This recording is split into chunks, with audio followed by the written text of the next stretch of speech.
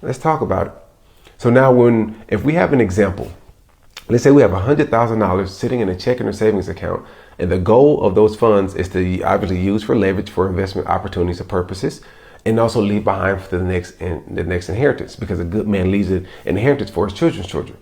So when that $100,000, if I were to pass today, my inheritance will receive $100,000. Number two, the bank is going to pay me an APY, annual percentage yield, which is going to be pretty low, not even keeping up with this thing that we call inflation. So the bank is, let's say on the savings account, it'll pay me 2%. 2% on $100,000 gives me $2,000 that I made for the year, right? It does, but it doesn't take into consideration the federal ordinary tax bracket I have to pay on that. So therefore, I'm getting less than $2,000. I'm getting less than 2% because I have to pay taxes on the money that I earned, because interest is taxable. Next of which, if the average rate of inflation, which is the increase of the consumer goods that we normally consume, is about 3% every year, I'm only getting 2%. There's a discrepancy there. I'm automatically going to be losing on my purchasing power, which is my future dollars to buy items in the future, because those items are going up at 3%. My money's only going up 2%. Also, money sitting inside your checking or savings account is tied directly to your social.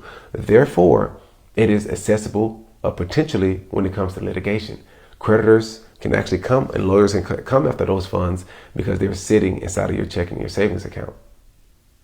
So all of these things are what happens when money is sitting in a regular checking or savings account.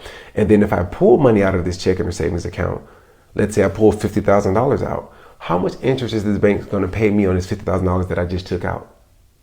Zero. They're not going to honor or give me any benefit for taking money out of their institution. So this is what happens when my money is sitting in a checking or savings account.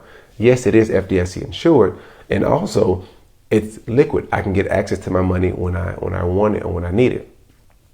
But let's look on the other side of the spectrum where we all should be, and that is what? Becoming or being our own bank. You may have heard it as infinite banking, velocity banking. It is a thing.